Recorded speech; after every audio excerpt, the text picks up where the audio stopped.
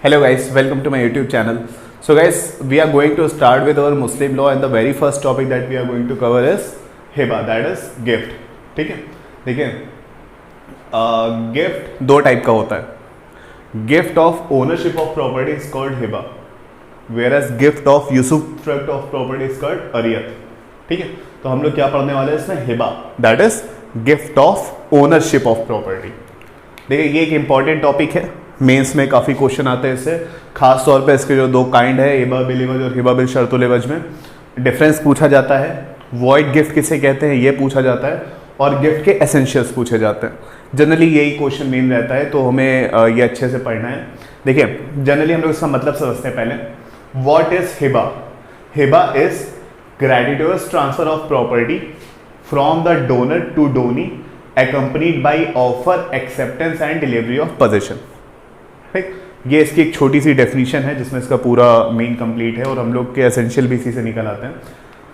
ग्रेटिट्यूअस transfer of property यानी कि without any consideration. देखिए अगर कंसिडरेशन लेगा इंसान, जो मैं किसी को गिफ्ट दे रहा हूँ, अगर उसके बदले मैं कंसिडरेशन लूंगा तो फिर वो एक्सचेंज हो जाएगा. अगर वहाँ पे मनी या फिर कोई भी और प्रॉपर्टी ली जाती है एक्सचेंज रिटर्न में, कंसिडरेशन में, तो फिर वो एक्सचेंज हो जाएगा. लेकिन जब बिना कंसिडरेशन की कोई चीज़ दी जाती है किसी को, तो फिर वो गिफ्ट होती है. तो ग्रेटिट्यूअस ट्रांसफर ऑफ प्रॉपर्टी का मीन्स हुआ without consideration and unconditional. If hiba is conditional then it is void. Hiba can't be a conditional. ठीक है, हिबा हमेशा अनकंडीशनल होता है. अगर वो कंडीशनल है तो फिर वो वॉइड हो जाएगा. तो हिबा is gratuitous transfer of property from the donor to donee. That means से दो पार्टी होती हैं. कौन सी? डोनर और डोनी. ठीक, डोनर कौन होता है? जो प्रॉपर्टी गिफ्ट कर रहा है. डोनी कौन होती है? डोनी कौन होता है? सॉरी, डोनी कौन होता है? जिसको प्रॉपर्टी गिफ्ट की जा रही है. ठीक, डोनर कौन हो सकता है? देखिए डोनर, जो भी डोनर होगा वो मुस्लिम होना चाहिए, साउंड माइंड होना चाहिए, मेजर होना चाहिए, दैट मीन्स कि उसकी एज 18+ होनी चाहिए, और ओनर ऑफ प्रॉपर्टी होना चाहिए. उसे जिस प्रॉपर्टी को गिफ्ट कर रहा है उसका उसे एक्चुअल ओनर होना चाहिए. सीधी सी बात है, मैं जब इस मार्कर का ओनर ही नहीं हूं तो मैं इसको कैसे किसी को गिफ्ट कर दूंगा, राइट? तो इसकी ओनरशिप मुझ में वेस्ट करनी चाहिए पहले, तभी मैं इसको किसी और को दे सकता हूं विद ऑल राइट्स. ठीक, तो मुस्लिम होना चाहिए, साउंड माइंड, मेजर, और ओनर ऑफ प्रॉपर्टी उसे होना चाहिए. डोनी के लिए क्या कंडीशन है? डोनी के लिए सिर्फ दो कंडीशन समझिए कि anyone who is capable of holding the property. कोई भी ऐसा इंसान जो प्रॉपर्टी होल्ड कर सकता है वो डोनी बन सकता है. ठीक, second, he must be in existence at the time of making of gift. उसको एग्जिस्टेंस में होना चाहिए.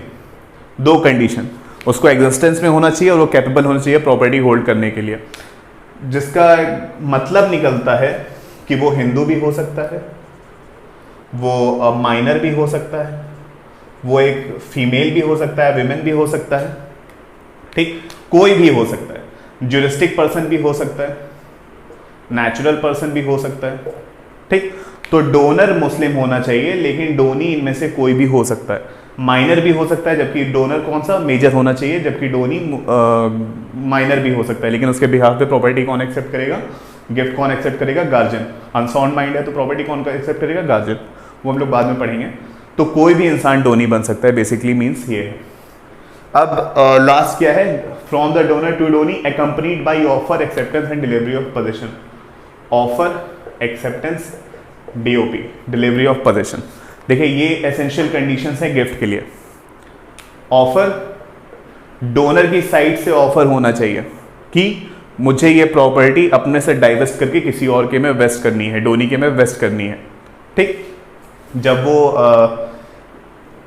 इसको ऑफर कहेंगे, ये एसेंशियल कंडीशन है. सबसे पहले डोनर बताएगा कि मुझे ये प्रॉपर्टी अपने से डाइवेस्ट करनी है और दूसरे में वेस्ट करनी है. फिर एक्सेप्टेंस, सिर्फ मेरा कहना नहीं कि मैं ये प्रॉपर्टी तुम्हें दे रहा हूँ, उसका एक्सेप्ट करना भी जरूरी है. डोनी को एक्सेप्ट करना पड़ेगा गिफ्ट. अगर गिफ्ट एक्सेप्ट नहीं होता है तो भी वो वॉइड की कैटेगरी में आता है. आदमी मेजर है, साउंड माइंड है, वो खुद एक्सेप्ट कर लेगा. माइनर है, अनसाउंड माइंड है, तो गार्जियन उसके बिहाफ पे एक्सेप्ट करेगा, लेकिन एक्सेप्टेंस जरूरी है. And the last one is delivery of possession. Delivery of possession थोड़ा सा टेक्निकल है थोड़ा सा, लेकिन पहले तो ये समझिए डिलीवरी ऑफ पोजेशन जब तक होता नहीं है तब तक गिफ्ट कंप्लीट नहीं होता है. जब तक डिलीवरी ऑफ पोजेशन नहीं हो जाएगा गिफ्ट हमारा कंप्लीट नहीं होगा. फिर डिलीवरी ऑफ पोजीशन मीन्स सिर्फ अपने इंटेंशन काफ़ी नहीं है कि मुझे ये मार्कर अपने आप से डाइवर्स करके दूसरे में इन्वेस्ट करना है, मुझे एक्चुअली इसको उसको देना है, मुझे एक्चुअली ये डोनी को देना है, ठीक है, अपने को इससे डाइवर्स करना और इसको उसमें डोनी में वेस्ट करना, इसकी ओनरशिप, ये तब जाके गिफ्ट कंप्लीट होगा। सिर्फ मेरे इंटेंशन कि मैं ये सोच रहा हूँ उसको दे दूँ या फिर मैं ये चाहता हूँ कि उसको दे दूँ, ये काफ़ी नहीं है। ऑफर करना है, उसको एक्सेप्ट करना है, फिर हमें डिलीवरी भी करनी है। जब तक डिलीवरी नहीं होगी गिफ्ट हमारा इनकम्प्लीट ही रहेगा, ठीक। अब डिलीवरी ऑफ पोजीशन देखिए, प्रॉपर्टी क्योंकि दो तरीके की होती है, कॉर्पोरियल और इनकॉर्पोरियल, ठीक है। तो डिलीवरी ऑफ पोजीशन भी सीधी सी बात है हर तरीके से पॉसिबल नहीं है। कॉर्पोरियल प्रॉपर्टी में कैसा होता है delivery of position, actual physical position होता है, actual physical delivery of position होता है, एक्चुअल फिजिकल। ये मार्कर कॉर्पोरियल प्रॉपर्टी है, मुझे अगर ये देना है एक्चुअली मैं उसको फिजिकली ट्रांसफर करूंगा ये चीज, ठीक। एक्चुअल फिजिकल ट्रांसफर होता है, actual physical delivery of position होता है। इनकॉर्पोरियल क्या होता है, इसमें एक्चुअल फिजिकल पोजीशन सीधी सी बात पॉसिबल नहीं है। यहां पे कंस्ट्रक्टिव होता है, कंस्ट्रक्टिव डीओपी होता है। और कंस्ट्रक्टिव डीओपी कैसे चेक करा जाता है कि कंप्लीट हो गया है कि नहीं, देखिए कंस्ट्रक्टिव डीओपी ऐसे चेक करा जाता है कि जो बेनिफिट है प्रॉपर्टी के, जिसका गिफ्ट करा जा रहा है, जो प्रॉपर्टी है उसके बेनिफिट्स किसे मिलना है। अगर बेनिफिट्स डोनी को मिलना स्टार्ट हो गए, दैट मीन्स हमारा गिफ्ट कंप्लीट हो चुका है, डिलीवरी ऑफ पोजीशन हो चुका है। लेकिन अगर ऑफर हो गया, एक्सेप्टेंस हो गया, मैंने कहा कि डिलीवरी ऑफ पोजीशन भी हो गया, लेकिन अगर बेनिफिट्स अगर अभी भी मुझे ही मिल रहे हैं, मीन्स डोनर को ही मिल रहे हैं जो प्रॉपर्टी के बेनिफिट्स हैं, तो हमारा गिफ्ट कंप्लीट नहीं है, हमारा डीओपी कंप्लीट नहीं हुआ है। जरूरी है कि बेनिफिट्स, जब ओनरशिप दे दी है तो बेनिफिट्स भी उसी को मिलने चाहिए ना जिसको मैंने ओनरशिप दी है। तो बेनिफिट्स जब तक उसको नहीं मिलने लगते तब तक हम लोग नहीं मानते कि डीओपी कंप्लीट हुई है, ठीक। ये हो गया, इतना सही है। Gratuitous transfer of property from the donor to donee complete by offer, acceptance and delivery of possession. Delivery of possession दो तरीके का होता है, एक्चुअल फिजिकल पोजीशन और कंस्ट्रक्टिव। एक्चुअल माने सीधे सीधे दे देना, कंस्ट्रक्टिव ये चेक करना कि बेनिफिट्स किसको मिल रहे हैं, ठीक। और ये भी हमारा हो गया। एक बात आप लोगों को और ध्यान रखनी है कि section 129 TPA transfer of property act क्या कहता है। सेक्शन 129 टीपीए ये कहता है कि जो टीपीए में जो गिफ्ट से रिलेटेड सेक्शंस दिए हुए हैं, जो प्रोविजंस दिए हुए हैं, वो मुस्लिम लॉ ऑफ गिफ्ट पे एप्लीकेबल नहीं होंगे, यानी कि हिबा पे एप्लीकेबल नहीं होंगे। जो गिफ्ट के पोर्शन में जो भी सेक्शन दिए हुए हैं कि गिफ्ट ऐसे होना चाहिए, गिफ्ट ऐसे होना चाहिए, गिफ्ट ऐसे होना चाहिए, ये एसेंशियल है, ये चीज़ पूरी होनी चाहिए, रजिस्ट्रेशन होना चाहिए, इतनी की प्रॉपर्टी का रजिस्ट्रेशन होगा, उतनी की प्रॉपर्टी का रजिस्ट्रेशन होगा, जो भी टीपीए में दिया हुआ है वो मुस्लिम लॉ ऑफ गिफ्ट में एप्लीकेबल नहीं है एज पर सेक्शन 129। ये याद रखिए, ये ऑब्जेक्टिव आ जाता है कभी कभी प्रीलिम्स में और नहीं ध्यान आता है, ठीक। इसके बाद जो हमारा इंपॉर्टेंट टॉपिक है वो है हमारा वॉइड गिफ्ट। कौन कौन से गिफ्ट वॉइड्स होते हैं तो हम लोग उसे देखते हैं। 5 कैटेगरी लिखी हुई है, ये गिफ्ट वॉइड गिफ्ट्स होते हैं।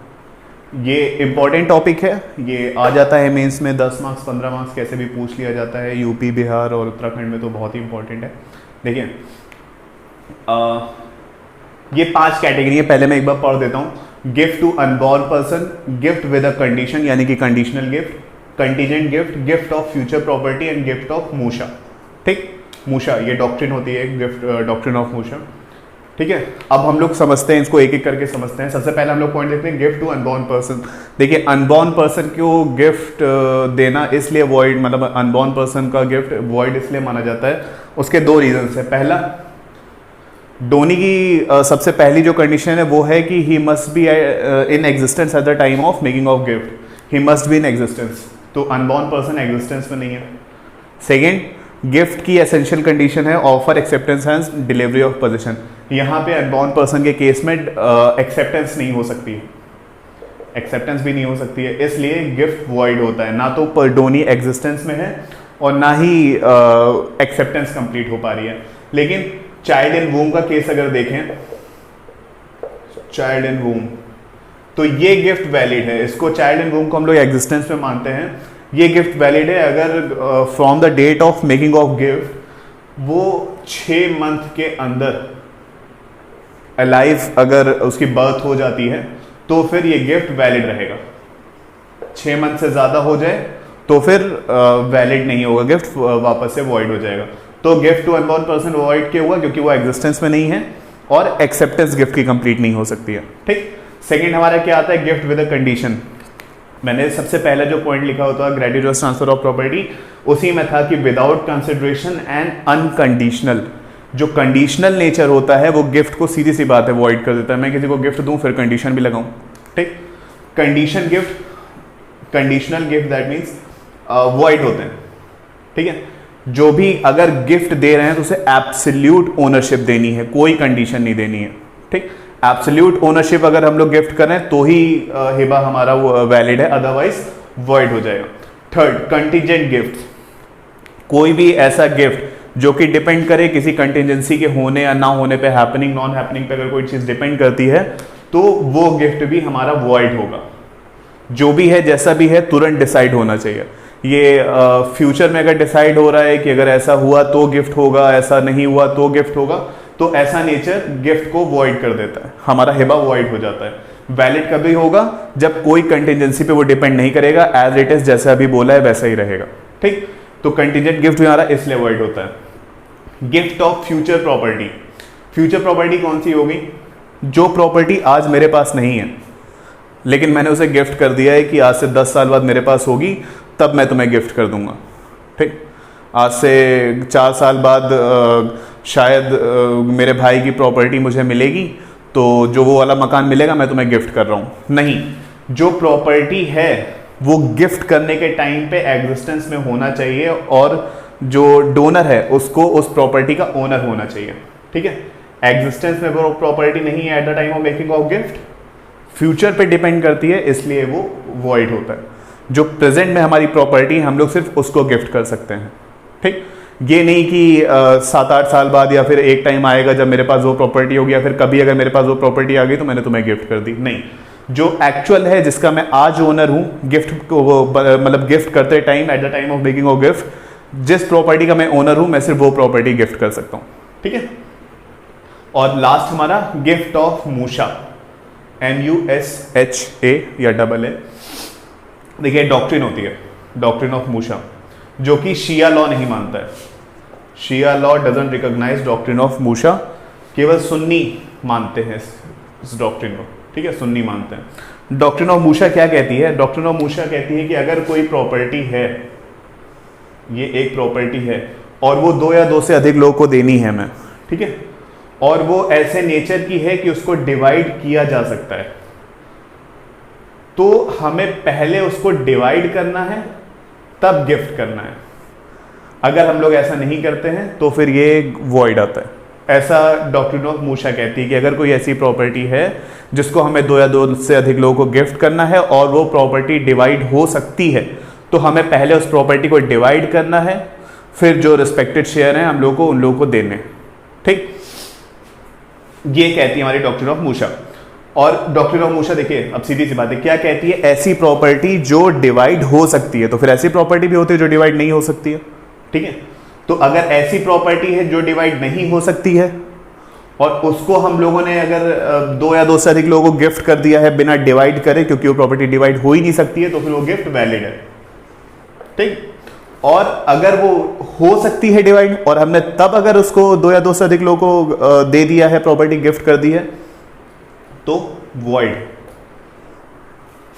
मूशा, डॉक्ट्रिन ऑफ मूशा क्या, डॉक्ट्रिन ऑफ मूशा का मतलब आ गया। अब क्या कितने टाइप की होती है? मूशा इनडिविजिबल जो डिवाइड नहीं हो सकती, और मूशा डिविजिबल जो इनडिविजिबल है, अगर वो डिवाइड ही नहीं हो सकती तो क्या डिवाइड करके बांटोगे, इसलिए वो वैलिड है। ठीक है, लेकिन अगर डिवाइड हो सकती है तो फिर उसे पहले डिवाइड करो फिर उसे उसमें बांटो। लेकिन शिया लॉ नहीं मानता है, इसलिए वो मूशा डिविजिबल वाली भी नहीं मानता है। डिवाइड करके तुम दो, चाहे बिना डिवाइड करे दो, शिया लॉ में वो वैलिड ही गिफ्ट है। ठीक है, लेकिन सुन्नी लॉ में वो इर्रेगुलर गिफ्ट है। अगर कोई ऐसी प्रॉपर्टी जिसको तुमने बिना डिवाइड करे दूसरे को दे दिया है लेकिन वो डिवाइड हो सकती थी, तो फिर वो इर्रेगुलर है। किसमें? सुन्नी लॉ में। और शिया लॉ का क्या सिस्टम है? शिया लॉ क्या कहता है? चाहे तुम डिवाइड करके भेजो चाहे बिना डिवाइड करे भेजो, शिया लॉ डॉक्ट्रिन ऑफ मूसा को मानता ही नहीं है, ठीक, इसलिए वैलिड। और सुन्नी में इररेगुलर। और मूसा अगर इंडिविजिबल है, प्रॉपर्टी का नेचर ही ऐसा है कि उसको डिवाइड नहीं करा जा सकता है, तो वैलिड गिफ्ट है, ठीक है। इतनी चीजें हैं। इसके अलावा जो हम लोग नेक्स्ट वीडियो में बात करेंगे वो हम लोग इसी का पार्ट 2 देखेंगे, जिसमें हम लोग हिबा बिल इवज और हिबा बिल शर्तुल इवज, काफ़ी इंपॉर्टेंट टॉपिक है। मैं अभी कुछ दिन पहले उसको लिख के आ रहा हूँ मेंस में, तो उसमें हम लोग उस वीडियो में हम लोग वो टॉपिक देखेंगे। अगर आपका इससे रिलेटेड कोई भी क्वेश्चन हो तो प्लीज़ कमेंट सेक्शन में पूछेगा, और अगर ये वीडियो पूरा देखेगा तो फिर लास्ट में क्वेश्चन का आंसर करेगा कि सेक्शन 13 TPA, जिसमें हम लोग एक अनबॉर्न पर्सन के ऊपर प्रॉपर्टी ट्रांसफ़र करते हैं, लाइफ इंटरेस्ट वगैरह क्रिएट करके, क्या ऐसा करके गिफ्ट दिया जा सकता है किसी अनबॉर्न पर्सन को? सेक्शन 13 TPA, सेक्शन 13 TPA में सेक्शन 30 TPA के अकॉर्डिंग क्या किसी अनबॉर्न पर्सन को गिफ्ट दिया जा सकता है मुस्लिम लॉ में? ठीक, इस क्वेश्चन का आंसर करिएगा। Thank you.